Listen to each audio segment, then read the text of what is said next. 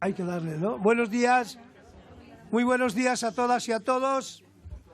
Vamos a dar comienzo a este primer foro social de la discapacidad visual y, bueno, lo primero, saludaros, daros la bienvenida a todos los presentes y a todos los que nos siguen por Zoom.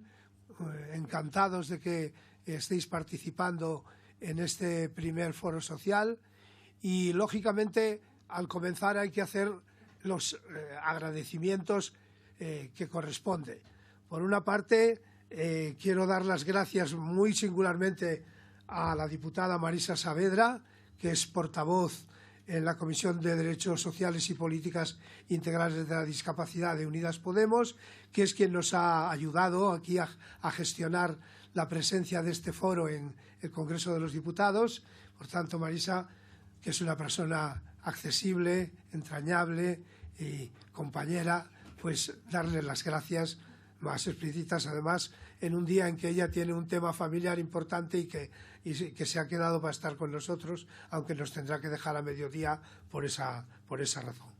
También quiero agradecer a Miquel Arana y a Francisco Javier Rebollo, que son uno del Ministerio de Consumo y el otro del Ministerio de Derechos Sociales, que van a intervenir por Zoom también en esta sesión inaugural. Un agradecimiento especial a todos los que habéis contribuido a que esto se pudiera poner en marcha. Quiero dar las gracias por el trabajo logístico muy importante, fundamental, de los compañeros de Comisiones 11 de Madrid.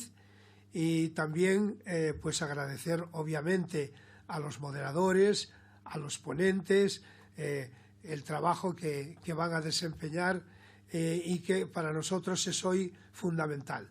Porque el sentido de este foro es ser un lugar de encuentro. A mí me trae ese recuerdo de alguna forma maravilloso de los foros de Porto Alegre, pues es empezar tener un lugar de encuentro que no tiene unas pretensiones megalómanas, pero que sí quiere ser algo significativo, porque teníamos una necesidad de convocar a toda la discapacidad visual a compartir, a tener un momento de conocernos, de intercambiar, y porque nosotros como colectivos de la discapacidad visual tenemos una problemática amplia y diversa que requiere ese análisis en común lo más profundo que podamos para hacer el diagnóstico de la situación. Por eso este foro debe ser un espacio de libre expresión de las ideas, algo muy fundamental, también de hacerlo con un sentido crítico, porque hay que ir a la realidad con el afán de transformarla, con una capacidad de diálogo entre nosotros y también con los poderes públicos, con la sociedad, para tener la posibilidad de encontrar elementos de acuerdo para la mejora de las condiciones de vida de todas las personas con discapacidad visual y, por supuesto, fomentar entre nosotros esa solidaridad como valor más sólido. Eso es lo que es realmente relevante, que trabajemos con ese sentido de solidaridad y de fraternidad. Además, queremos que el foro tenga pues una continuidad, que hoy sea un primer paso. Por ello pretendemos alcanzar unas conclusiones que permitan poner sobre el tapete los temas más relevantes que podamos presentar nuestras reivindicaciones ante los poderes públicos, Gobierno del Estado, Parlamento, comunidades autónomas y los municipios.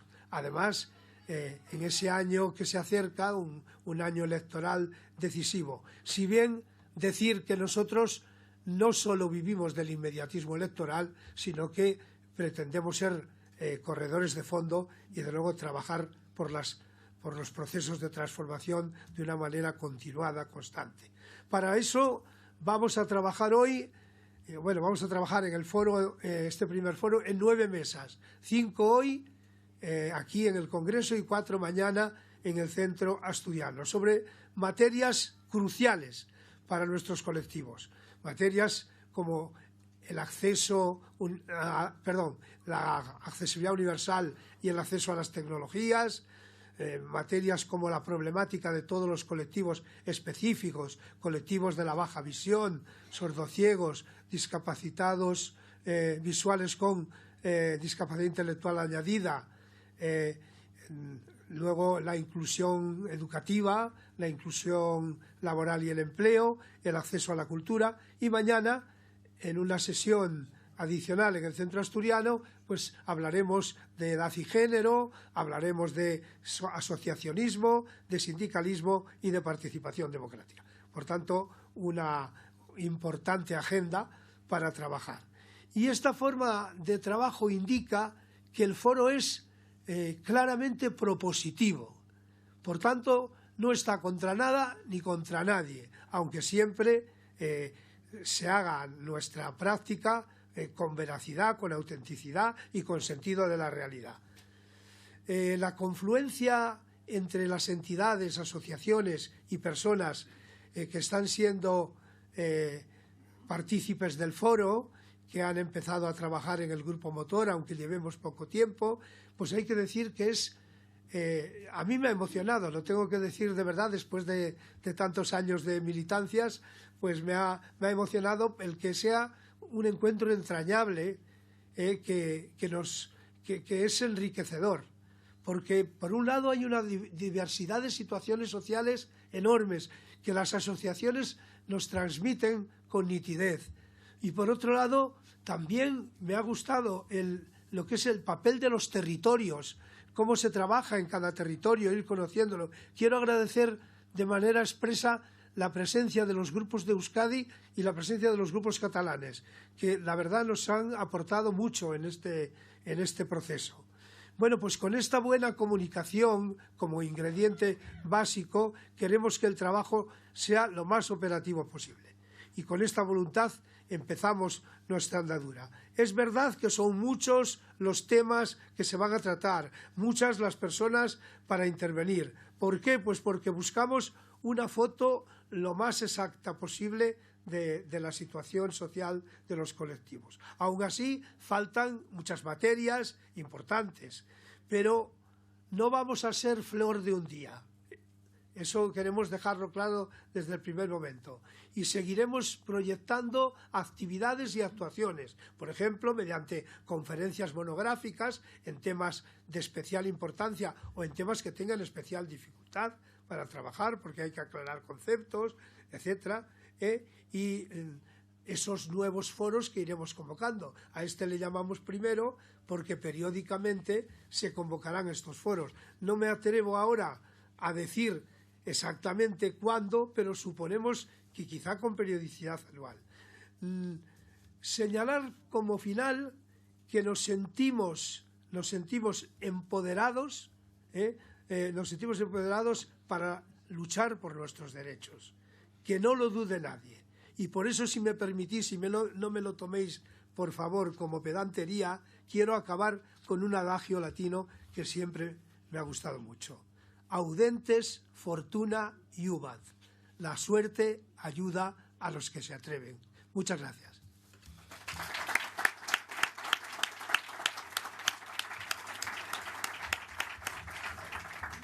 Y bien, ahora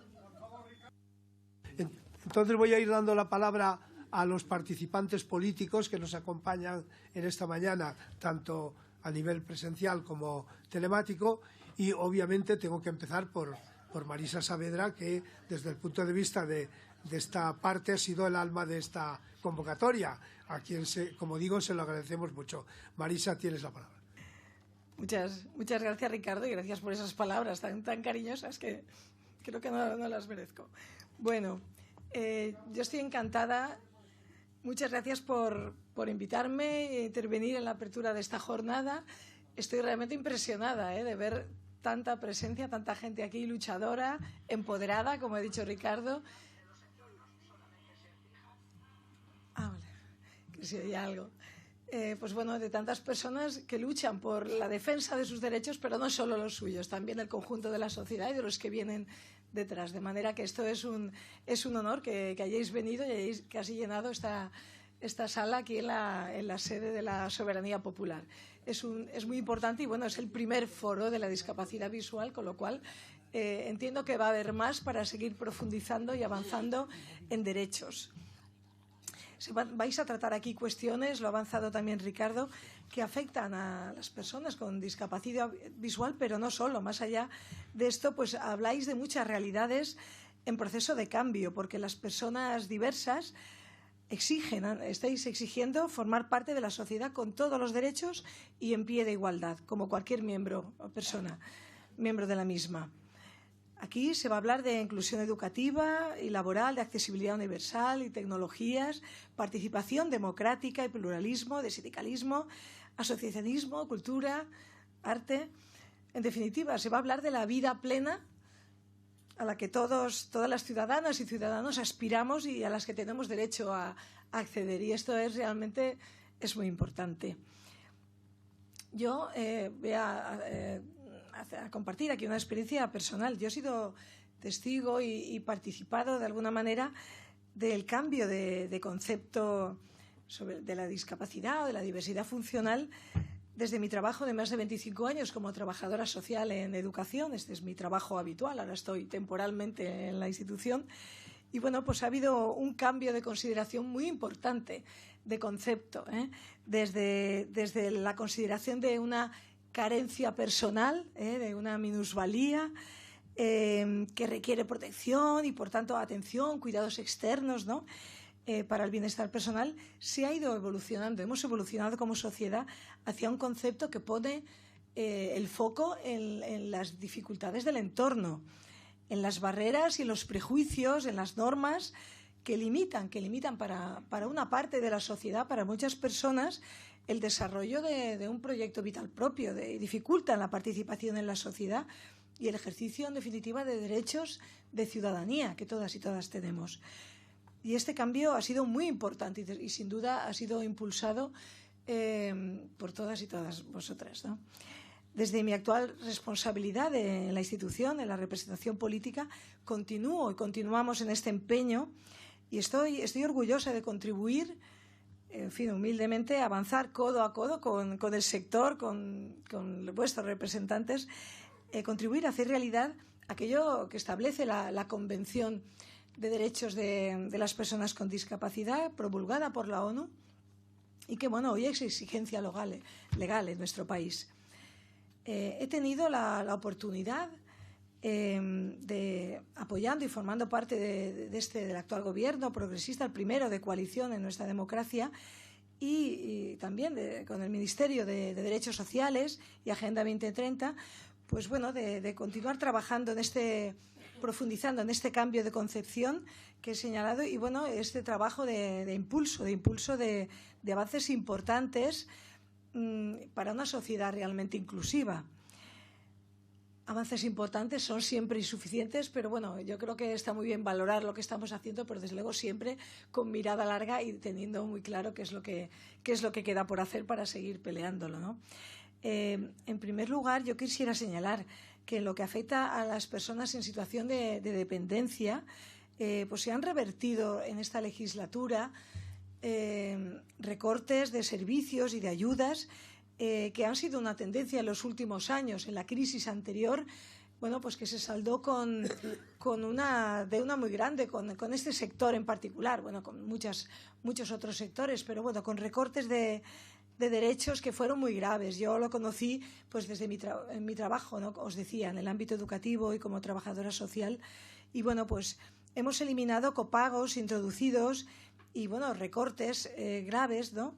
Y bueno, pues se ha impulsado por este gobierno de coalición un plan de choque en dependencia con unas inversiones históricas que, repito, son insuficientes, pero son inversiones y pasos de gigante en este sentido. También una cuestión que creo que es muy importante, la cuestión del cambio, este plan de choque también, esta inversión importante en el cambio de modelo de cuidados de larga duración, basado en procesos de desinstitucionalización, de promoción de este nuevo modelo de atención centrado en la persona, con apoyos domiciliarios, con impulso de recursos como la asistencia personal, que estaban prácticamente abandonados y son importantísimos para vidas plenas para garantizar la autonomía de las personas en su entorno, ¿no? En el máximo posible, y un cambio de modelo incluso del modelo de residencias para avanzar a residencias más parecidas a un hogar y desde luego siempre que sea posible en el propio entorno, ¿no? Pues bueno, todo esto son líneas de acción que dan respuesta a una deuda de país con este sector, con el sector de la discapacidad, de la diversidad funcional, que ha vivido años de incumplimientos de leyes que ya existen y no se han cumplido, ¿eh? Y también, bueno, pues en los últimos años de la crisis anterior se han sufrido situaciones de claro abandono, voy a decirlo con esa palabra tan dura. De manera que, bueno, aquí venimos trabajando en la actual legislatura en esta recuperación de derechos, en esta creación de nuevos derechos, de codo a codo con el sector, y bueno, desde 2021 en unas situaciones que yo creo que hay que contextualizar, muy difíciles, en una legislatura que ha ido afrontando con toda la sociedad, ¿no? Pues crisis tras crisis, ¿no? Desde una pandemia mundial, en fin, nunca vivida hasta hoy, bueno, en fin, en los últimos años, a, bueno, una situación bueno, pues ya lo sabemos todos, de un volcán, una guerra en el corazón de Europa y una situación de, pues en fin, de las repercusiones que está teniendo también económicas con la situación de inflación, bueno, que está padeciendo toda la población, y que desde el gobierno pues se ha ido afrontando también, intentando con medidas de protección de la gente, pero bueno, medidas que han resultado, pues bueno, siempre son insuficientes en unas situaciones también que están siendo dramáticas, hay que decirlo con esas palabras. Pero bueno, en este contexto difícil, como decía, pues bueno, se han ido disponiendo recursos crecientes, ¿no? Desde 2020 en la atención a la dependencia, donde había habido recortes muy serios, han aumentado los recursos en un 132%. Estamos hablando de más de 1.800 millones de euros más destinados a la dependencia. Esto es un esfuerzo importante en momentos realmente de crisis, como estábamos diciendo. Estos recursos van destinados a las comunidades autónomas, que sabemos que son las que gestionan casi, en fin, mayoritariamente estos recursos y este plan de choque, para eliminar listas de espera, mejorar condiciones laborales del personal que trabaja en este sector y mejorando la calidad de los servicios y, bueno, mejorando las prestaciones de las personas en situación de dependencia. En todo esto se han dado ya avances importantes en la reducción de lista de espera, aún queda por hacer, pero ha habido incorporación, bueno, pues de 160.000 nuevas personas desde enero del 2020 a agosto del 22. Bueno, estamos hablando de bueno, pues avances que en definitiva son de derechos para personas y familias, ¿no? En cuanto a la apuesta de cambio de modelo de cuidados de larga duración, como decíamos, se ha hecho una apuesta dentro de los fondos europeos de conseguir recursos para el plan de recuperación, transformación y resiliencia, pues bueno, con una inversión muy importante de 4.600 millones de euros, una cifra histórica en este país, aprovechando los fondos europeos, y algo que no se ha hecho en otros países es dirigirlo a este campo concreto del cambio de modelo de cuidados. Y bueno, más cuestiones. Es muy reciente, en esta semana pasada ya ha salido del Consejo de Ministros. Sabéis, estabais todas como diríamos, expectantes y también impulsando y empujando pues al nuevo baremo de reconocimiento de discapacidad. Sabéis que llevaba 11 años ahí estancado. Este cambio de criterios era importantísimo para que se ampliara la visión, para que se contemplaran muchas circunstancias personales, para que se destinaran más recursos, para que se ajustara esta valoración a las exigencias de la OMS. Pues bueno, han sido 11 años y en esto ha habido un impulso importante en esta legislatura. Bueno, con este baremo también los equipos pues contarán con nuevos instrumentos de valoración para la declaración de la discapacidad. Y bueno, no me voy a enrollar más, vosotros seguramente estáis más al tanto y sabéis más de este tema, pero se contempla, también nos importa mucho, trámite de urgencia en determinadas circunstancias, para determinadas enfermedades también, o la ELA nos han reivindicado mucho de estos ámbitos que acaban abocando a muchas personas a situaciones de discapacidad de manera, pues bueno, a veces de urgencia, ¿no? Con cambios importantes. Pues bueno, todo esto va a ser una realidad y, bueno, en este momento ya ha salido esta semana del Consejo de Ministros y se tiene que ir concretando. Pero, bueno, os damos también las gracias por ese empuje para avanzar también en este terreno. Y, bueno, que irá acompañado también con aumento de plantillas y formación de profesionales imprescindible en este terreno, pues bueno, que en el plan de refuerzo de los servicios sociales que se ha impulsado también. Y bueno, ha habido cambios en esta legislatura, en el ámbito legislativo, cambios importantes, sabéis, de la LOMLOE, la ley educativa, que da pasos muy importantes en la inclusión educativa, la ley de accesibilidad cognitiva, la ley que modifica el Código Penal para erradicar la esterilización forzosa, pues bueno, leyes como la de capacidad jurídica de las personas con discapacidad. Hemos debatido en algún momento con algunos de vosotras sobre este tema. Y bueno, la ley contra la discriminación ha sido una legislatura que, más allá de, bueno, y en un contexto de extrema dificultad, como decía, ha habido cambios legislativos importantes. Queda mucho por hacer, sin duda. Pero bueno, yo creo que estamos demostrando humildemente que tenemos claro el camino y que cuando hay voluntad política se puede avanzar en esta sociedad inclusiva, que es la que buscamos y la que queremos y por la que estáis luchando, ¿no? Se ha avanzado mucho. Las luchas de vuestros colectivos, de los colectivos de la discapacidad, de la diversidad funcional, han propiciado estos cambios y los han peleado largamente. Bueno, acabo con un mensaje. Yo creo que tanto ustedes, todas las entidades, como nosotras, pues debemos continuar, porque queda mucho camino por hacer, como decimos, pero también yo creo que esto es importante recordarlo siempre que hablamos de derechos, de ciudadanía. Los derechos no están nunca garantizados para siempre. Y bueno, pues serán derechos siempre si hay personas, si hay colectivos dispuestos a pelearlos, a garantizarlos y a sostenerlos.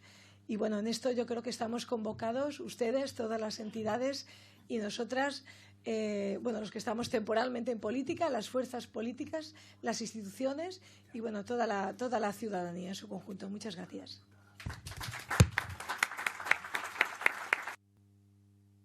Sí, muchas gracias, Marisa, por esta importante intervención con que hemos inaugurado el foro y bueno, vamos a seguir trabajando en todo eso que queda por hacer sin dejar de reconocer lo que se ha hecho.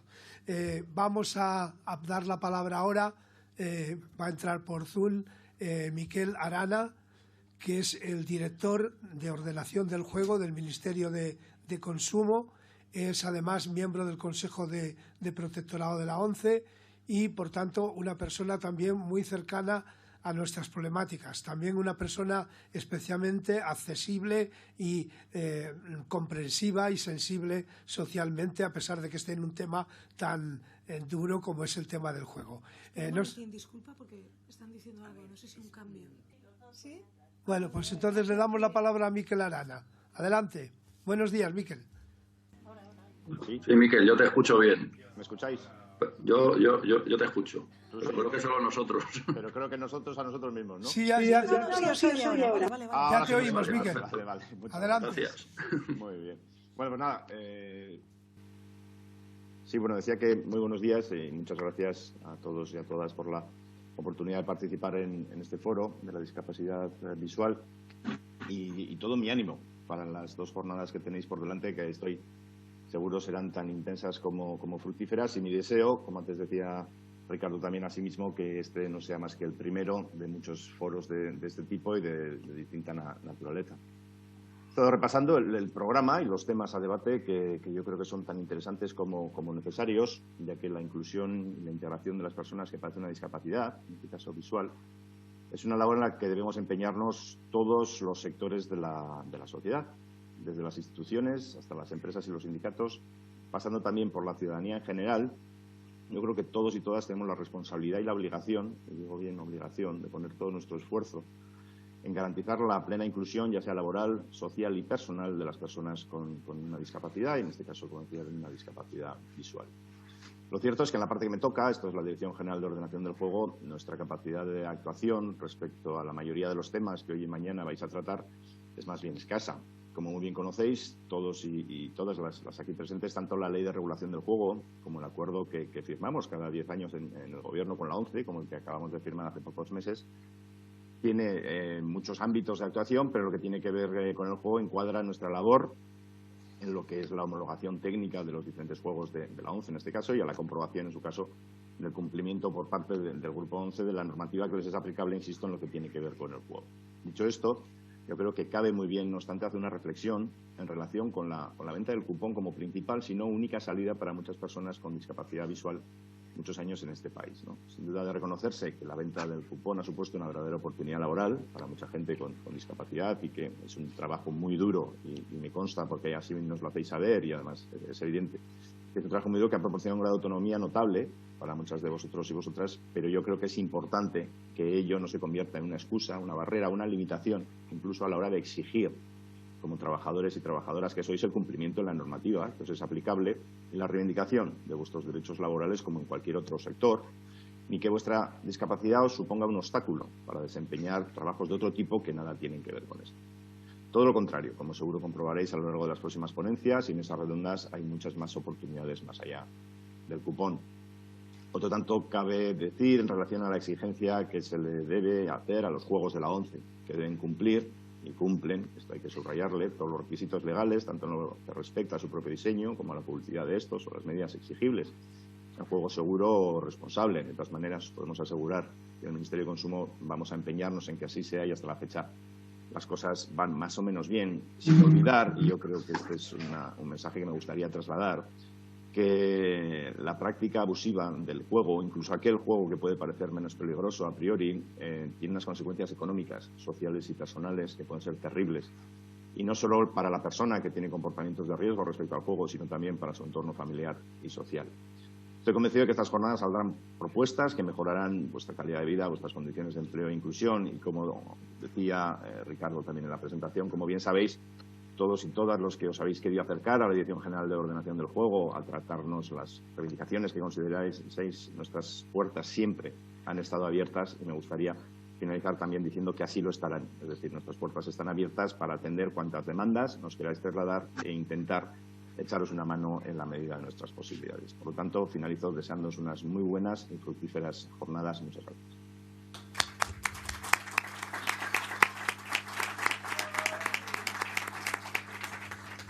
Y como cierre de esta primera parte de la apertura, en que participan responsables políticos, pues en representación del Ministerio de Derechos Sociales tenemos el placer de dar la palabra a Francisco Javier Rebollo, su director general de Discapacidad, y también, repito, y lo han demostrado los tres que están hoy aquí, que es una persona muy dialogante, muy accesible, muy cercana, y por eso le agradecemos también especialmente que nos acompañe.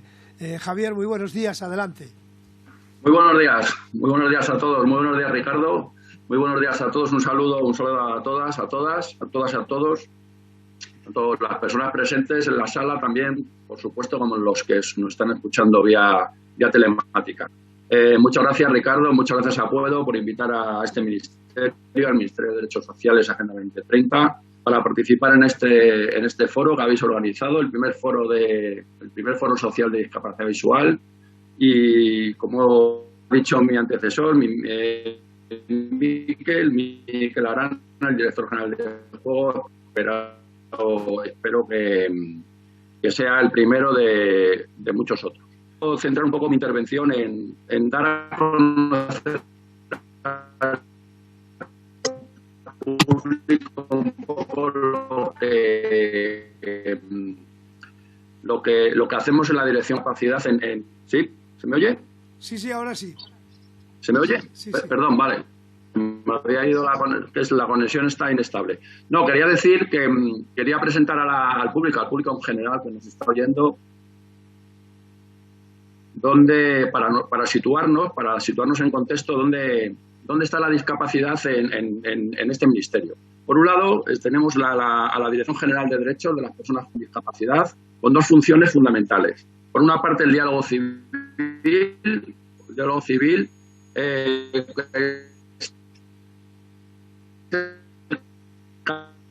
canal de comunicación entre la Administración y entre todas las entidades sociales del ámbito de la discapacidad.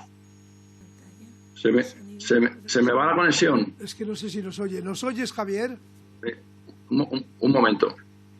Sí, os oigo, pero se me ha ido la conexión. No, digo que Un igual momentito, por favor. Si quitas la pantalla te escuchamos mejor. Sí.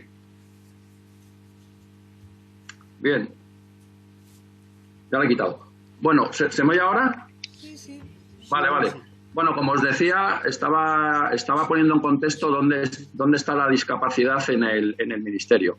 Tenemos dos órganos, tenemos la suerte de contar con dos órganos para la discapacidad, que son la Dirección General de Derechos de las Personas con Discapacidad, con dos funciones claramente sobresalientes sobre las demás. Por un lado, decía, el diálogo civil, que es el canal de comunicación entre la Administración y el resto de entidades sociales de ámbito de la discapacidad, y la elaboración de políticas públicas, que venimos aquí a este foro por eso, sobre todo, en favor de las personas con discapacidad, tanto las propias como las que emanan de nuestro propio ministerio, como las propuestas de otros ministerios y sobre las que intentamos ejercer la mayor influencia en beneficio de las personas con discapacidad. Por otro lado, el Real Patronato sobre Discapacidad, un organismo autónomo dependiente directamente del Ministerio, cuya función principal ya es una labor más de sensibilización, de investigación, de divulgación para la promoción y mejora de los derechos de las personas con discapacidad.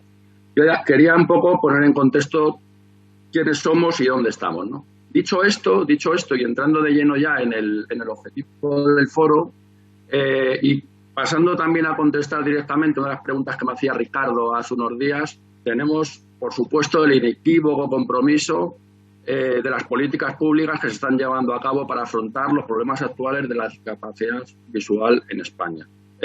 Podría decir que la actividad de los dos organismos en donde tenemos actividad en el Ministerio, podría decir que en el tramo final de la legislatura podríamos calificarla como una actividad casi frenética.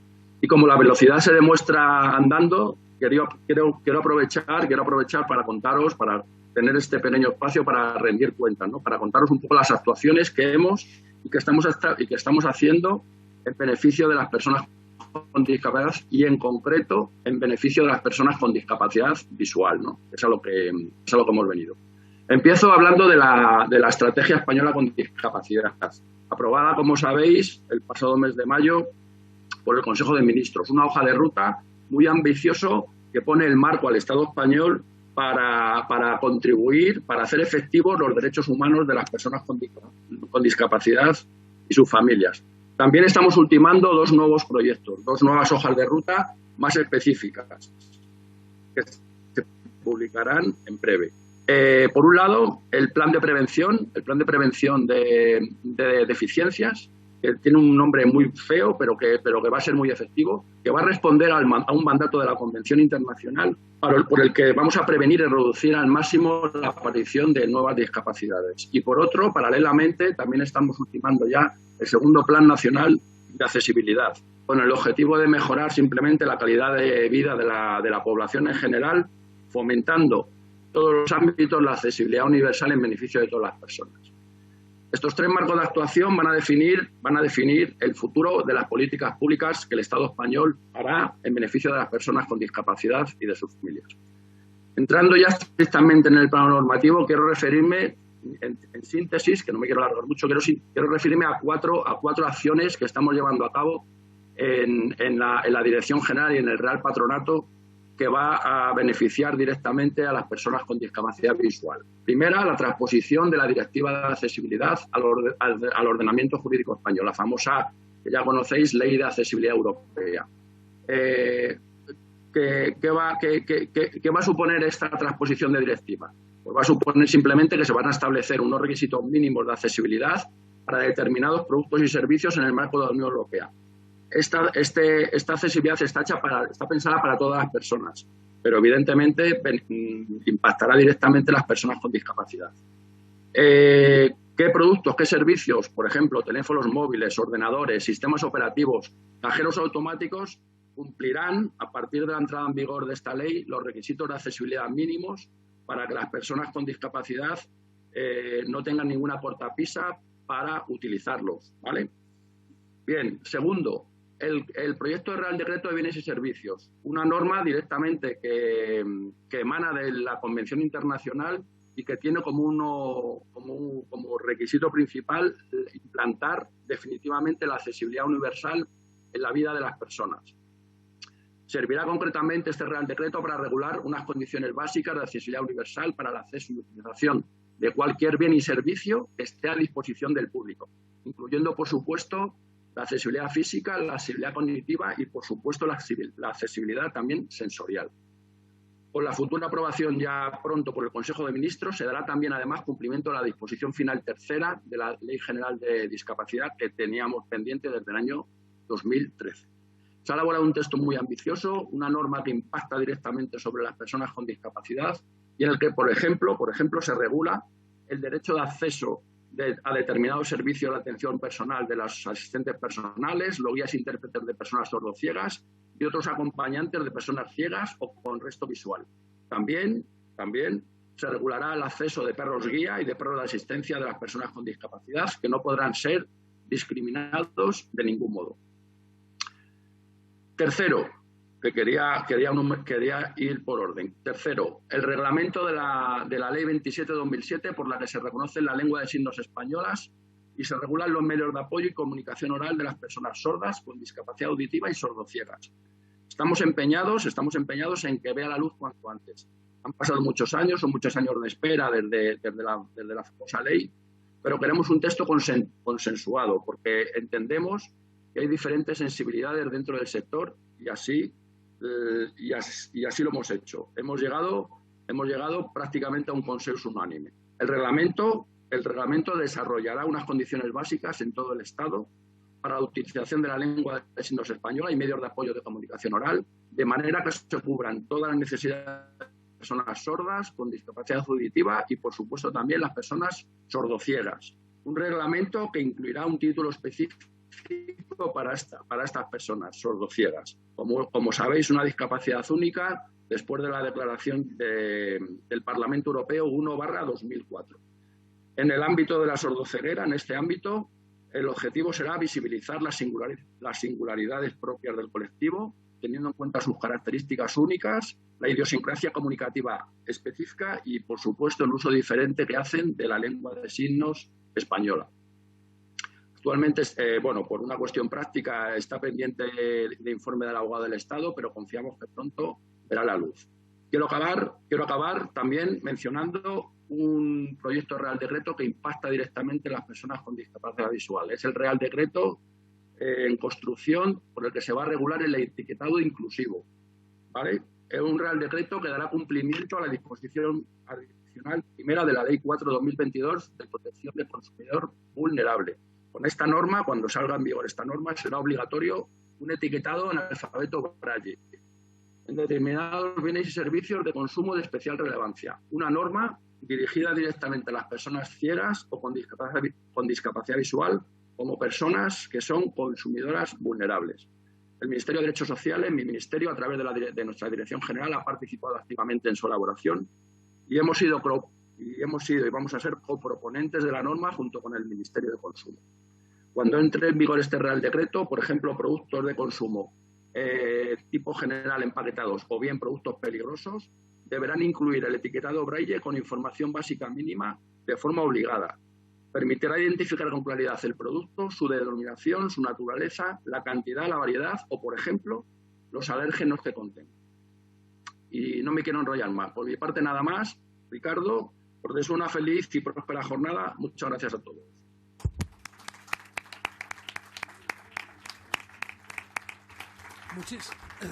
Muchísimas gracias a los tres intervinientes, a los tres participantes políticos, porque aunque haya podido alargarse un poquito la sesión, creo que la información que nos han dado es fundamental y yo creo que para eso hacemos estos foros. Procuraremos ser más ágiles.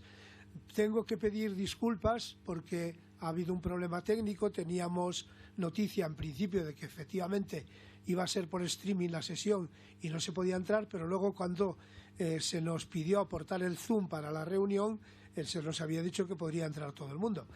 Ha sido un malentendido, pido 1000 disculpas, agradezco mucho a la gente que lo está siguiendo por streaming y espero que tengan posibilidad de hacernos llegar sus ideas a este foro.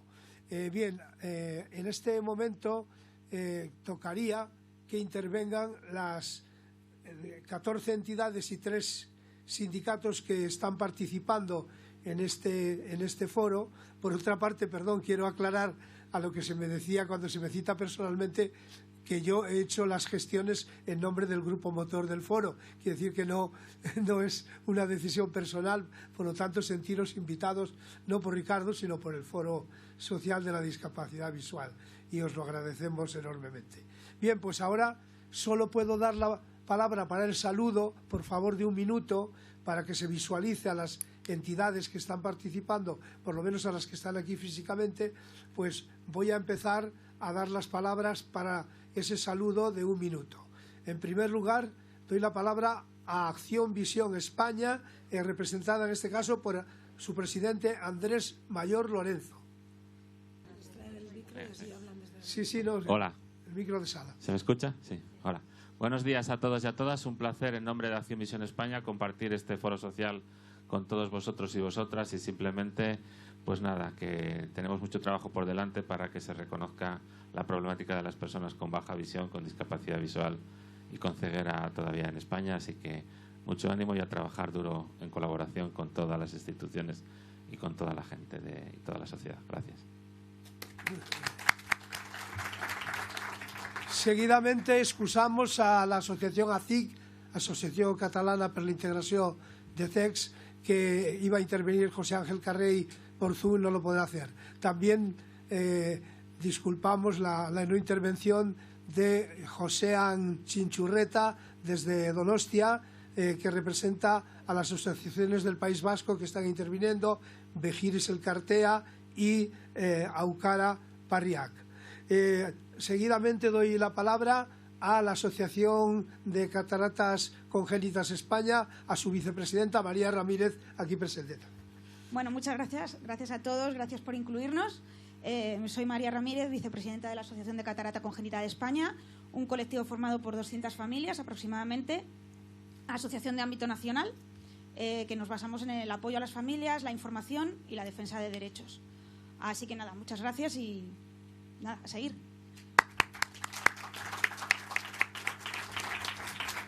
Seguidamente doy la palabra a la Asociación Discapacitat Visual Catalunya B1, B2, B3, representada aquí por su presidenta Ana Morancho. Supongo que ya está aquí. Hola, buenos días a todos. Gracias por invitarnos. La verdad es que estamos muy contentos de poder participar. Y bueno, Asociación Discapacitat Visual Catalunya es una entidad dedicada a intentar mejorar la calidad de vida de las personas con discapacidad, indiferentemente del grado de visión que tengan y su nacionalidad. Muchas gracias. Seguidamente doy la palabra al presidente de la Federación Española de Sordoceguera, Ricard López Manzano, también aquí presente. Buenos días a todo el mundo. Soy Ricardo López, soy padre de una chica sordociega total de nacimiento y como tal, pues bueno, asumo la presidencia desde su inicio, que fue en el año 2008. Hay que decir que agradezco mucho los comentarios que ha hecho el subdirector general, porque en la Ley 1/2004, que es una declaración escrita al Parlamento Europeo, yo fui el grupo motor, el único padre que hubo por toda Europa defendiendo este tema. Y también, aprovechando la presencia de la parlamentaria de Podemos, decir que desde la FESOCE estamos liderando también un proyecto mundial para la inclusión de la sordoceguera en la CIF, en colaboración con la Organización Mundial de la Salud, que nos ha autorizado. Llevamos 2 años trabajando en esto y, por tanto, nos viene bien que este baremo salga ahora, pero tendríamos que hablar a ver cómo quedamos con el tema de la CIF. Muchísimas gracias y a todo el mundo pues que disfrute de esta jornada. Bien, excusamos a la asociación Igualar, que lleva un importante proyecto sociocultural. Estarán esta tarde en la mesa de acción cultural. Y ahora voy a dar la palabra a la asociación Incluye. Su presidente no ha podido estar, pero está aquí una miembro de su junta directiva, Alicia Gibert. Adelante, Alicia. Hola, buenos días a todos. Muchas gracias por venir. Gracias al Grupo Motor por organizar todo esto, el esfuerzo que está poniendo. Nosotros somos una asociación de familias de personas con discapacidad visual que estamos abiertos a la participación de cualquier persona que tenga sensibilidad con este tema. Nuestro objetivo es luchar por los derechos de las personas con discapacidad visual durante su etapa educativa, tema particularmente importante ahora que se habla tanto de inclusión y que por mucho que se hable o se intente legislar, pues parece que no avanza, sino que retrocede si tenemos en cuenta hasta dónde queremos llegar. Nos movemos en el ámbito de la Comunidad de Madrid y nos gustaría conocer más asociaciones parecidas a nivel nacional, así que esperamos que este foro sirva, además de para poder conocer un poco cómo está la salud de la inclusión en nuestro país, pues para encontrarnos con más grupos como nosotros. Muchas gracias. Efectivamente es uno de los objetivos de este foro y por lo tanto esperamos trabajar en ello. Excuso por razones también del Zoom, que estaba preparada para intervenir a Loles Marín, secretaria de la Asociación de Usuarios de Perros Guía de Cataluña, que además va a cumplir estos días su 40 aniversario. Por lo tanto, les felicitamos y les excusamos porque no puedan entrar por razones técnicas. Igualmente, ACEX Cataluña, que preside Ángel Mas Parera y que es la Asociación per Capacitats Diverses de Cataluña. Es un tema muy interesante también. Lo tendremos hoy en la mesa de educación y mañana en la de asociacionismo.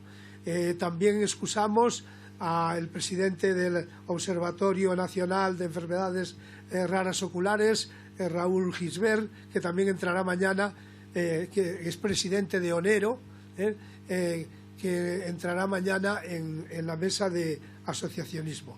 Seguidamente doy la palabra al representante de la Plataforma en Defensa de los Derechos de la Baja Visión y del Observatorio de Derechos y Accesibilidad Visual, Matías Sánchez Caballero, aquí presente. Gracias. Muchas gracias por todo, por habernos invitado y tenernos presentes.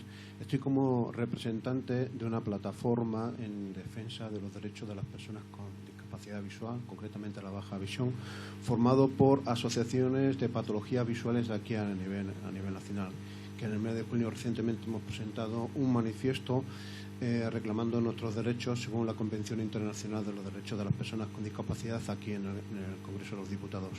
Además, tengo el placer de dirigir un observatorio sobre los derechos, un colectivo de personas que estamos constantemente trabajando por y en favor de los derechos de las personas con baja visión. Muchas gracias por todo. Bien, y para concluir el capítulo de asociaciones, voy a dar la palabra a la representante de la Asociación Puedo, Carmen Bonet, secretaria general de la asociación. Buenos días. ¿Puedo permitirme la broma? No podemos. Plataforma Unitaria de Encuentro para la Democratización de la ONCE. Nacimos en 2003, el trabajo inicialmente era interno dentro de esta entidad, pero con la evolución del tiempo hemos, por una parte, incorporado a trabajadores no ciegos en nuestra asociación y estamos especialmente satisfechos de este encuentro que rompe una barrera nueva y que nos junta a personas de la discapacidad visual, rompiendo el mito de los que estamos en la ONCE y los que no estáis en la ONCE. Creo que es un principio de un camino que me gustaría que fuera muy largo y muy fructífero. Gracias. Concluimos esta sesión, esta parte de la sesión inaugural con los sindicatos. En primer lugar, por Comisiones Obreras, está Francisco Javier Suárez Regueiros, que es secretario general de Comisiones 11 de Asturias. Está aquí presente en la sala también. Adelante, Javier. Buenos días a todos y a todas. En representación de Comisiones, estoy muy contento de que nos hayan invitado. Creo que fundamentalmente espero aprender mucho de los 2 días que vamos a tener de foro, que sirva un poco porque todos tenemos aquí la misma problemática y creo que la unidad de todos en conjunto puede servir para que nuestros derechos y nuestras necesidades se vean mejoradas. Muchas gracias.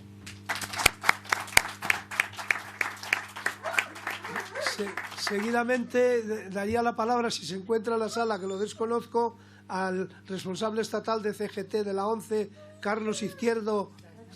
Está, ¿no? Adelante. Gracias, Carlos. Hola, buenos días a todos y a todas. Soy Carlos Izquierdo, secretario general nacional de CGT 11.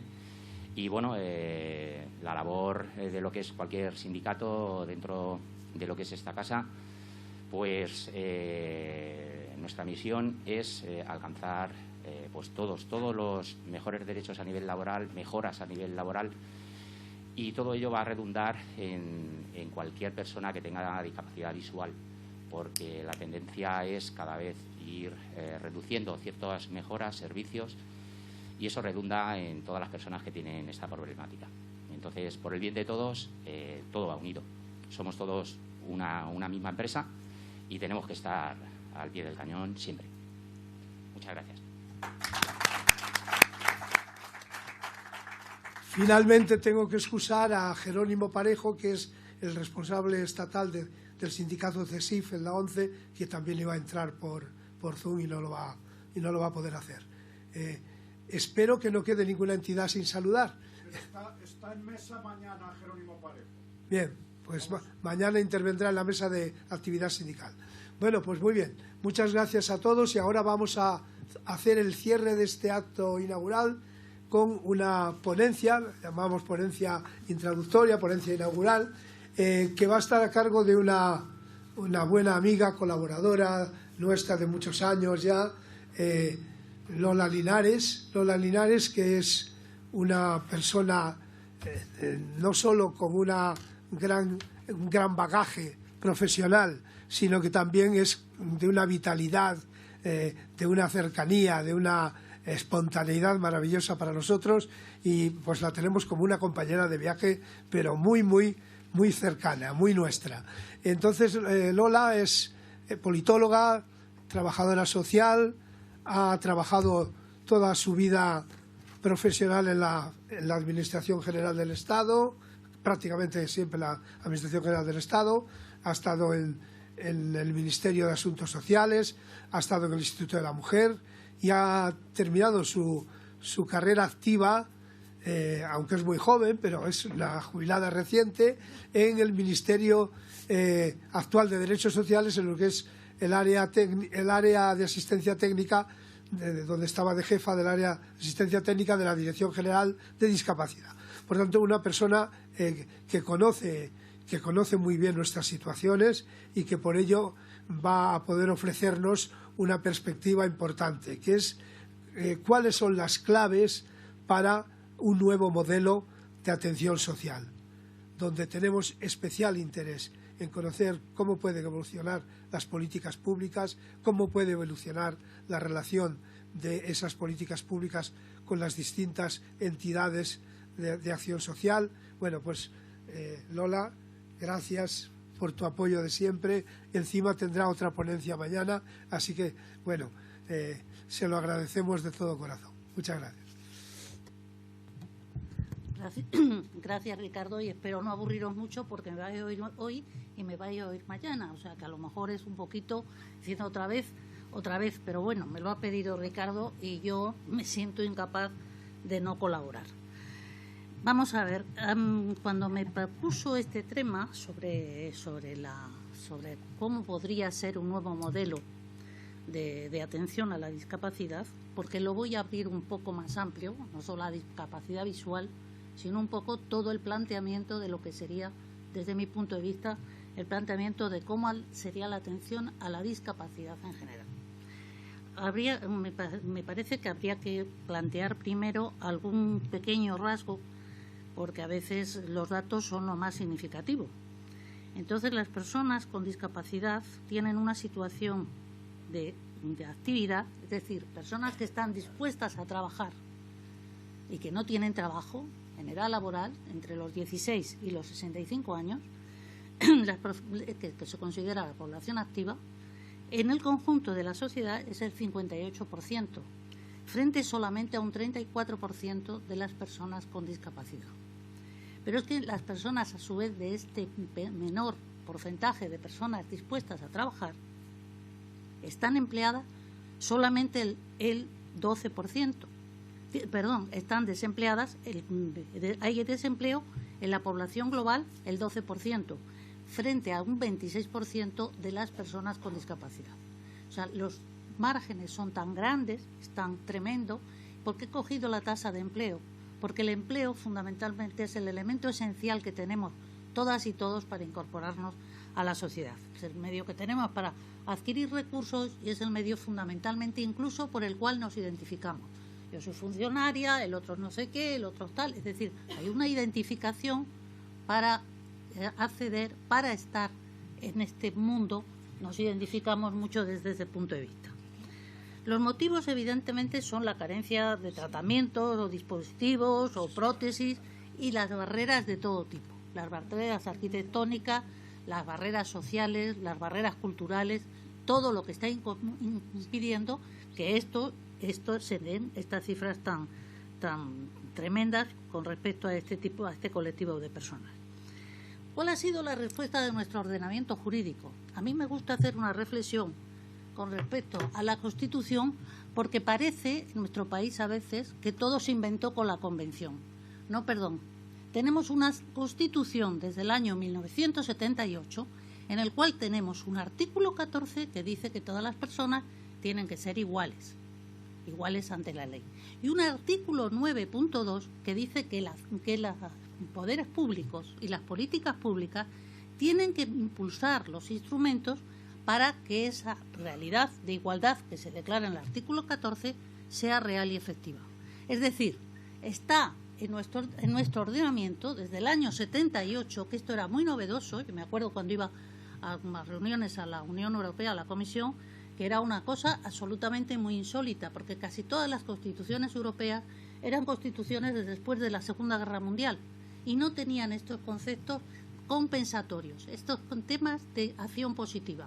Esto realmente se desarrolló mucho a partir del año 1995 en la la Conferencia Internacional de las Mujeres de Pekín, que se celebró en Pekín, pero realmente nuestra Constitución ya estaba. O sea que teníamos una Constitución bastante más adelantada que muchísimas otras europeas. Por otra parte, teníamos también en la misma Constitución un artículo 49 que dice, perdón, un artículo 41, interesa resaltarlo antes el 41, que dice que el Estado español tendrá que tener un régimen público de seguridad social para situaciones de necesidad. Y el artículo 49, explícitamente dedicado a las personas con discapacidad, que dice que tiene que haber políticas específicas de atención a este colectivo de personas. Combinados todos estos artículos, a mí me parece que, en fin, que vamos a ver las carencias que ha habido y lo que para mí pueden ser claves de un futuro. Porque evidentemente si la Convención sí aporta, claro que aporta. Yo creo que la Convención fundamentalmente lo que aporta son dos temas. Un tema, la accesibilidad. Bueno, lo primero de todo, el concebir las personas con discapacidad, el concepto de derechos, de dignidad, de derechos de accesibilidad, de ser unas personas absolutamente con los mismos derechos que cualquiera, que toda sociedad tiene que poner en la misma situación y compensar las discapacidades, las dificultades que tiene cada uno, pero que son personas de pleno derecho. Eso realmente, el quitarle ese concepto asistencialista de atención, de tal, que estaba bastante implícito en mucha normativa, y empezar a considerarla una cuestión de derechos. Me parece que eso es importantísimo con respecto a la Convención. El segundo aspecto de la Convención, que me parece muy interesante, y que ese sí que es verdad que en nuestro ordenamiento estaba bastante más diluido, es el concepto de accesibilidad. Casi todos los decretos y casi toda la legislación, ahora mismo nos lo acaba de decir el subdirector de la dirección, ¿y esto por qué se acopla? Me callo. ¿Ya? Sí. Sí. Entonces, el concepto de accesibilidad sí está muy presente y tiene mucha incidencia, evidentemente con otros temas, como es la igualdad entre hombres y mujeres, o sea, temas que son posteriores a nuestra Constitución y que ya digo que han sido más puesto mayor énfasis en esto. Pero la accesibilidad sí es verdad que es algo que, de hecho, ya digo que ahora lo estaba contando Javier Rebollo, cómo hay todo un despliegue de reales decretos y de normas que va a haber sobre temas de accesibilidad, porque esto sí realmente es bastante más novedoso. Y la tercera y el otro aspecto que a mí me parece muy importante de la Convención es el tema de la transversalidad. La transversalidad es un tema, es una aportación que hace el movimiento feminista, que es donde primero se aporta, primero se define, y es que toda política pública, todo programa, todo proyecto, tiene que tener en cuenta cómo afecta a hombres y mujeres, y sobre todo, si mejora la calidad de vida y da respuesta a las necesidades de hombres y mujeres. Esa transversalidad, ese tener en cuenta la igualdad de género en todas las políticas, la Convención de 2008, la Convención que ratifica España y entra en vigor en España en 2008, la Convención de los Derechos de las Personas con Discapacidad, esta Convención de Derechos también incluye esta transversalidad. Es decir, que todas las políticas, todos los programas y todos los proyectos que haya en todas las administraciones públicas tendrán que tener en cuenta cómo inciden, cómo impactan en las personas con discapacidad. A mí me parece que esto es un tema importantísimo, porque realmente el tener esta óptica, tener esta visión, que a veces es complicada, que yo no digo que sea fácil. Yo me acuerdo cuando estaba en el comité, estaba en los comités de fondos estructurales de la Comisión, en representación en aquellos momentos de todos los temas de igualdad. Y entonces, claro, mis compañeras y compañeros de otros ministerios, me acuerdo que me decían los de Fomento, lo pongo un ejemplo para que lo veáis, me decían, pero bueno, Lola, ¿cómo se hace una autopista, una autovía con perspectiva de género? ¿Qué es eso? Y yo les decía, pues mira, tened en cuenta que, por ejemplo, si tú pones a una autovía en la cual vas a hacer un paso subterráneo, las mujeres no vamos a pasar porque nos va a dar miedo, porque va a ser mucho más insegura. Si tú pones una autovía en que partes la parte de donde están los supermercados, donde está la vida social, de la parte donde reside la gente, rompes la ciudad, rompes la relación, rompes el poder estar la gente relacionándose. Digo, eso es tener en cuenta los impactos. Y la verdad que lo que mejor me dijeron en aquella etapa, que para mí fue muy bonita, fue que me dijeron, Lola, has dado una ilusión y otra visión a mi trabajo. Y para mí que me dijese eso, gente que trabajaba en Hacienda, gente que trabajaba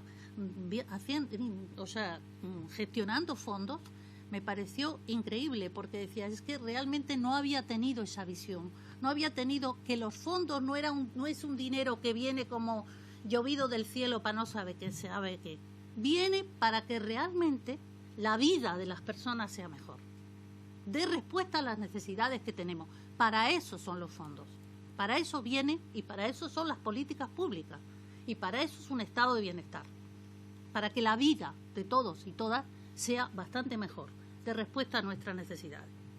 Entonces, en ese sentido, la Convención, ya digo, que sí aportó este tipo de conceptos. Y evidentemente definió la acción positiva, aunque ya digo que la acción positiva en España estaba, en nuestra Constitución estaba, pero internacionalmente había una carencia, por eso que os contaba, de que las constituciones casi todas europeas, que evidentemente es el mundo más avanzado, si hablamos de la Constitución europea, si hablamos de otra, ya entonces apaga y vámonos. Pero vamos, las constituciones europeas, que el mundo occidental, el mundo más avanzado, pues ni siquiera tenía en sus ordenamientos y sus constituciones este concepto.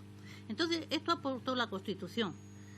Y todo este engranaje jurídico ha dado respuesta a muchas de nuestras necesidades. Pues evidentemente sí, algunas sí y otras no. Entonces yo voy a hacer una crítica y voy a hacer una apuesta por lo que yo creo que debería ser.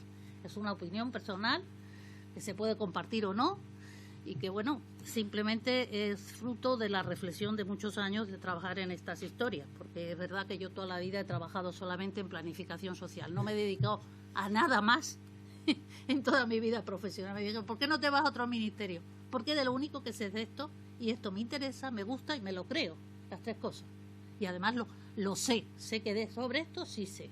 Entonces, evidentemente es una opinión, pero bueno, una opinión un poquito justificada, de tantos años, fundamentada, después de tantos años en la administración pública. Entonces voy a hacer un poco, las carencias, lo que hay de carencias y cuál sería la alternativa. Por una parte, cuando estamos hablando de un régimen público de seguridad social. Para mí la seguridad social nuestra, la pública, tiene insuficiencias.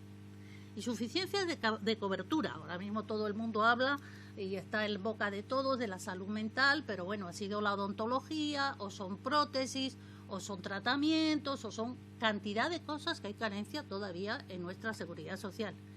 Y lo que es, desde mi punto de vista, tremendo, es que muchas veces este tipo de carencias se corrigen, entre comillas, con prestaciones graciables, que se dan muchas veces a través de vuestras organizaciones, de las organizaciones sociales. Como no llega la seguridad social, el tratamiento de estimulación precoz, el tratamiento de dislexia, no sé qué, las gafas, las prótesis, se van dando por entidades. Yo creo que esos son derechos. ¿Por qué?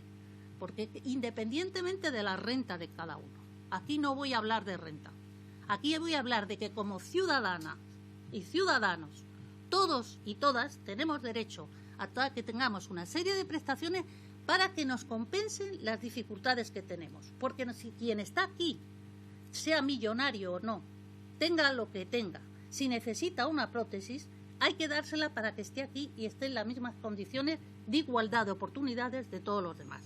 Esto es independientemente de la renta. La seguridad social pública y un sistema público es independiente de la renta. Entonces, en ese sentido, yo creo que hay que hacerle una lectura. Pero es que encima nuestra seguridad social es incoherente. ¿A qué me refiero? Pues me refiero a algo que a mí me parece personalmente de escándalo. Y es que sea compatible una pensión de gran invalidez, que es el 150% de la base reguladora, y una pensión de invalidez, que es el 100%, con un trabajo en activo, de una persona activa. A mí me parece mal, y lo he echado en cara siempre. Cuando he trabajado en la administración siempre lo he dicho. ¿Por qué? Porque es una incoherencia, dado que realmente la invalidez, lo que va a la pensión de invalidez absoluta, lo que va a compensar es el que uno no pueda trabajar. Entonces, si uno no puede trabajar, no puede trabajar. Y si puede trabajar, es que no es inválido. Pero ojo, que también es verdad que una persona con invalidez puede querer trabajar. Dices, caray, es que no me voy a quedar en mi casa, voy a hacer el esfuerzo. Pues entonces a mí me parece que la Seguridad Social debería dejar en suspenso ese derecho. No retirarlo, sino dejarlo suspendido. De tal manera que una persona que tuviese esa situación de una pensión de invalidez o de gran invalidez y pudiese tener un puesto de trabajo, dejase en suspenso ese tiempo en que está trabajando, que luego, pues porque no me apetece, porque me parece que realmente me está perjudicando, que me esté sintiendo fatal, que no sé qué, pues entonces realmente, de acuerdo, directamente, sin ninguna cosa, vuelvo a mi INP, vuelvo a mi centro al Instituto al INS y digo, oiga, INP, madre mía, ¿qué estaré pensando? Vuelvo al INS y entonces dices, oiga, mire, yo quiero volver a recibir mi pensión porque he dejado mi trabajo. Entonces sería un modelo, desde mi punto de vista, mucho más justo y mucho más equitativo. Porque a mí me parece realmente bastante escandaloso que un director general tenga a la vez una pensión de gran invalidez. Y este ha sido el caso. Haberlo sabido. Y entonces esto creo que no debería ser así. Pasando a otro punto, ya de la seguridad social, sería, evidentemente, ya digo, creo que debía cubrir todos los tratamientos y debería hacerse una revisión del sistema de pensiones. La segunda crítica o el segundo aspecto sería la política fiscal. La política fiscal, hay unos descuentos del IRPF, del impuesto de la renta sobre las personas físicas, para las personas con discapacidad, que muchas veces no tiene en cuenta ni siquiera las rentas ni las bonificaciones que tiene en temas tan absolutamente, desde mi punto de vista, incomprensible como es el tema de sucesiones. Una persona millonaria con una discapacidad, que recibe una herencia de una tía, por ejemplo, tiene una bonificación en la percepción de esa herencia. O sea, para mí son cosas absolutamente incomprensibles.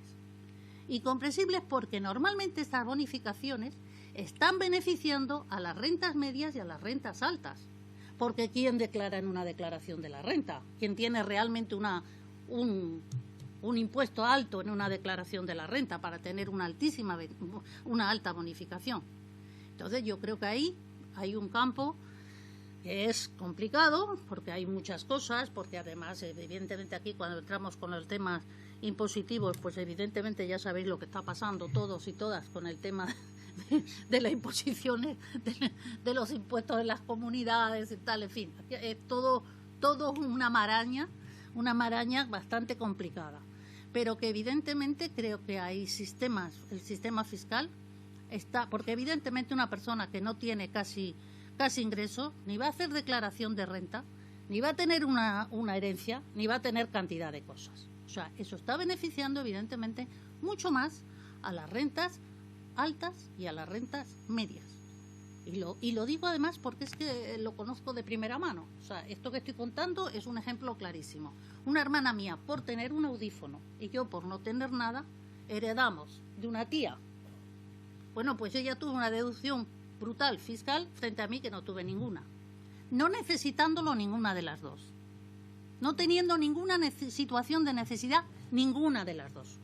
Sin embargo, a ella, y pongo este ejemplo para que veáis cómo funciona, sin embargo a ella le cuestan un congo los audífonos, y a la vez los compensan porque se los dan por prestaciones graciables. O sea, esto es lo que a mí no me parece. Ya debía tener sus audífonos sin prestación graciable por la Seguridad Social, y evidentemente en una herencia de una tía no tiene ningún sentido que tenga una desgravación de IRPF frente a mí. A mí me da igual, a mí no es que yo no digo que no tendría sentido. Y además se hace con un carácter, además, desde mi punto de vista, también poco modulado, que yo no sé si eso va a entrar o no va a entrar o cómo va a quedar. Cuando digo modulado es que no tiene nada que ver una persona que tiene una gran invalidez o una invalidez realmente absoluta muy fuerte, o sea, como estaba hablando mismo la Asociación de Personas Sordociegas, que realmente es que dices, es que son personas que necesitan otra persona para poder vivir. O sea, no hay nada, eso no tiene. Entonces, equiparar una desgravación fiscal, eso, con una persona que necesita un audífono, a mí me parece realmente injusto y realmente intolerable. Entonces, a mí me parece que hay que darle una vuelta a todo este tema de desgravaciones, que me parece muy serio, muy, muy serio. Tercera cosa que me gustaría hablar, el tema del impacto, lo que os decía de las normas, el tema de la transversalidad.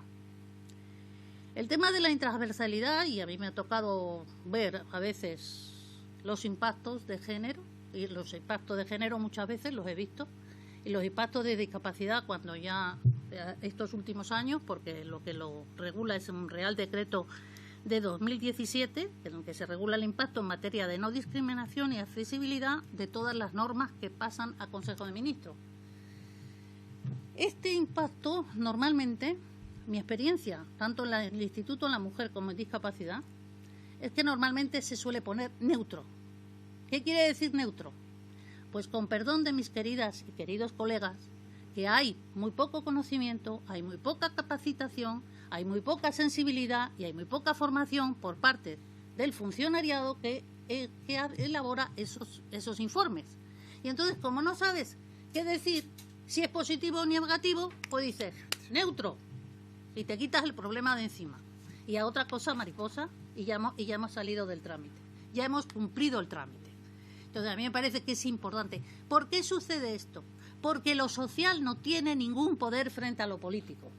Porque da la casualidad que cuando tú estás haciendo un informe sobre no sé cómo decirlo, sobre, qué sé yo, eso, una carretera, nadie concibe que el Consejo Superior de Ingenieros de Caminos y el Cuerpo de Ingenieros de Caminos que hay en el Ministerio de Fomento no haga un informe. ¿Por qué? Porque todo eso sí es importante. Lo social lo puede hacer cualquiera, no hace falta especialización, no hay ningún cuerpo específico ni especializado, no se conoce. No se conoce. Y encima, quienes hemos estado en la administración, a mí me decían, pero ¿por qué no te vas a otros ministerios que ganarías mucho más? Porque encima ganamos menos los ministerios que estamos en ministerios sociales. Con lo cual, lo social porque no tiene un poder frente a lo económico. Y además porque de lo social todo el mundo se encuentra que está capacitado para hablar, para disertar. O sea, yo de verdad, a largo tiempo yo cuando veía decía, pero bueno, ¿cómo es posible que hayan puesto a esta señora en esta Dirección General de la Mujer en esta autonomía, o a este señor en discapacidad en esta comunidad autónoma? Pero es que no tienen idea. O sea, verlos en reuniones diciendo absolutamente, con perdón, analfabetismo funcional con respecto a los temas que llevaba. Pero claro, eso no ocurría en otros temas. En otros temas se exige una determinada competencia. Se exige y es como natural que se exija. En lo social no. En lo social podemos opinar cualquiera, sacamos la lengua a relucir y hacemos todos los criterios que queramos. ¿Me falta tiempo? ¿Voy mal? 6 minutos. 6 minutos. Bueno, que yo me enrollo mucho. Entonces, evidentemente sería una formación especializada y un conocimiento básico para poder hacer informes que realmente sepan si hay impacto o no. Y luego, para afinar este modelo de atención y esta situación, pues evidentemente en el sector que nos ocupa, en toda la discapacidad, existe un modelo absolutamente extraño en este país, que es la ONCE. Ese modelo no existe en ningún otro país del mundo mundial, porque da la casualidad que es todo un sistema de protección social donde de repente sale como un hongo, es como si fuese un árbol, y entonces de repente sale un hongo que se dedica solamente a 70.000 personas de la discapacidad, que son los que tienen determinado discapacidad visual, porque no es toda la discapacidad visual. Entonces, hay un cuerpo extraño que históricamente ha sido así, pero que a mí me parece que a estas alturas de la vida exige también una revisión. ¿Por qué? Primero porque solo cubre determinadas deficiencias visuales. Las deficiencias visuales afectan, parece ser, que a 1.200.000 personas aproximadamente, ¿no, Ricardo? Sí, 1.053.000 personas. 53, bueno, me pasa un poquito, pues 1.053.000, me da igual. Bueno, pero eso hace un tiempo, o sea que a lo mejor... A lo mejor ahora hay más, sobre todo porque vamos siendo más viejas y vemos cada vez peor. Luego, y sin embargo la ONCE solo atiende a 70.000. Por otra parte, la ONCE, frente a todo el otro sector amplísimo, tiene unos recursos excepcionales. Un recurso excepcional es como es un cupón, como es un juego del Estado. Un juego que a mí siempre me acuerdo cuando yo empecé en este tema, que es que qué bien funciona la ONCE. Yo me acuerdo que yo fui responsable hace muchísimos años, de las primeras cosas que puse en marcha fue el Plan de Desarrollo Gitano. Y yo decía, pues que me den a mí también un monopolio, el monopolio de las flores. Veréis cómo florece la población gitana. O sea, es que realmente, sí, es que es así. O sea, realmente es una cosa absolutamente excepcional. O sea, el que se dé un monopolio del Estado, como es el juego, a un sector pequeño de la discapacidad visual. O sea, que es un recurso extraordinario. Y encima, como no cumple los objetivos que dice económicos en el último año, cuando pierden las elecciones, van a perder las elecciones y entra a gobernar Rajoy, pero fue el último momento de Zapatero, en el último momento, resulta que se aprueba también una exención fiscal, una exención de la cuota patronal de los trabajadores de la ONCE. O sea, tiene unos recursos tan excepcionales que nadie puede competir con ellos. Eso es absolutamente ningún otro colectivo, ninguna otra gente que se pueda organizar puede competir con esa situación. Una situación, ya digo, con recursos excepcionales, con un peso, ya digo, desmedido, porque son 70.000 personas, frente al 10% de la población aproximadamente que se considera con discapacidad, que serían 4.700.000 personas, el 10% más o menos es lo que se dice que son personas con discapacidad en nuestro país. O sea que sería aproximadamente 70.000 frente a 4.700.000. Con un escaso e insuficiente control gubernamental y una actuación desmedida en el mercado, que eso ya hablaremos mañana. Y finalmente... Oye, guardar silencio en la sala, por favor. 2 minutos, acabo ya. Por un excesivo papel entre las organizaciones con discapacidad. Por una parte porque crea asociaciones, fundaciones, es decir, pequeñas entidades dentro de su propia órbita para desmovilizar el resto del movimiento asociativo. Y eso tiene el impacto de que realmente, por otra parte, como son quienes tienen más poder, tanto dentro del movimiento social como en todo el movimiento de la discapacidad y en todo el movimiento social, la plataforma del tercer sector, que es una plataforma creada para que sea interlocutora con la Administración General del Estado, con el Gobierno, resulta que esa plataforma la forman Cáritas, Cruz Roja, la plataforma de acción del voluntariado, la plataforma de asociaciones del voluntariado, la red de asociaciones de lucha contra la pobreza, la plataforma de organizaciones de acción social, la ONCE y el CERMI. O sea, están 2 organizaciones de discapacidad frente a todas las demás. Que tiene un poder y una presencia enorme con respecto a todos los otros colectivos de acción social y específicamente con respecto a las organizaciones incluso de discapacidad, que sea ya las que no están en la ONCE, es que ya ni se las ve, ni se las oye, ni se las entiende. Y finalmente, ¿por qué sucede todo esto? Pues yo creo que sucede todo esto porque es una cuestión absolutamente funcional en la cual realmente, pues así, tenemos unas plataformas organizadas, el movimiento social no se mueve porque bueno, ya hay unos interlocutores y entonces de esta manera tenemos acalladas las reivindicaciones de grupos minoritarios. Y diciendo oficialmente en todos los foros que representamos a toda la discapacidad y que representan los intereses de toda la discapacidad, cuando no es así. Y eso yo creo que es una carencia de representatividad de otras organizaciones, de otras carencias y de otras asociaciones, que creo que es importantísimo. Por eso este foro para precisamente organizar este movimiento social. Porque ¿qué tiene que ser el movimiento social? Y acabo con esto. Para mí el movimiento social tiene que ser fundamentalmente reivindicativo. Tiene que ser fundamentalmente un lugar de encuentro, un lugar donde poder entenderte con gente que está pasando por la misma situación que tú, o sea, un lugar de encuentro, un lugar de socialización, un lugar donde planteas tus carencias y un lugar donde te unes con otra gente para reivindicar a los poderes del Estado todo aquello que te es necesario. Pues nada más y muchas gracias.